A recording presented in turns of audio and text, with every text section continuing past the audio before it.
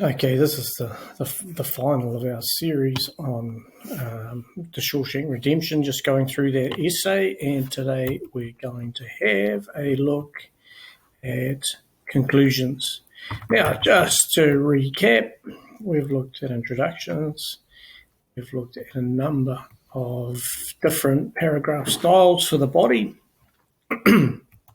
So what we're at here is conclusions again. Okay, now on the right-hand side of our screen, we have a framework for writing conclusions.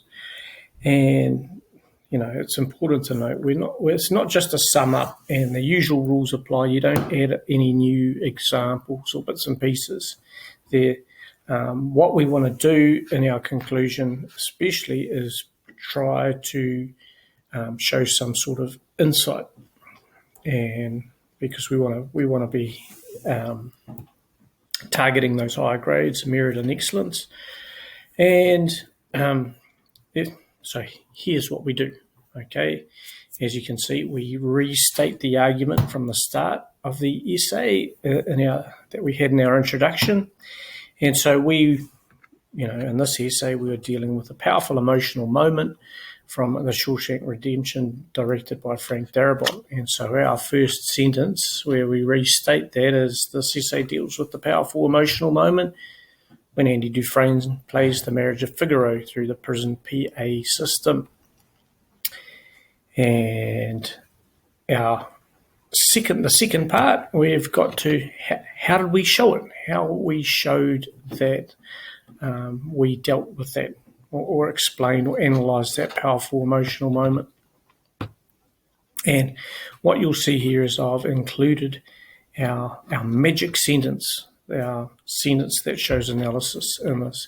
So this essay is showing how, and here's the magic bit, through the use of various language techniques such as, and here's where we might go through and provide not perhaps the specific examples, which we'll do a little bit later, but the general, we might talk about diegetic and non-diegetic sound. We might talk about mise en scene.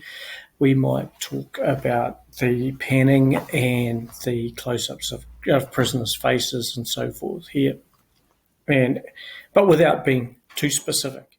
The next sentence is where we're going to be specific, and we might have a couple of examples here that we give. Two of the most compelling examples were the panning shots and close-ups of the prisoners' faces as we could see their reactions, as an example.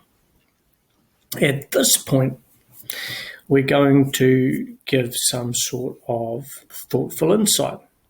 Okay, and so we've got a number of options there, of all the things discussed, which is the most significant, personal reflection, a couple of things that we can learn from this discussion. Now, we've got already two of the most compelling examples were, so we might want to say something there about that. Now, we've already talked about how this might be the first time we see Andy directly defying the authority of the warden and the guards, and that might give us a bit more insight into what he might do in the future. This is called foreshadowing. So we might put that as our insight. And finally, we sum up with a power sentence around 12 words, 10 to 12 words, where we drive home our, the fact that Frank Darabont used these deliberate language techniques to provide us with a powerful emotional moment.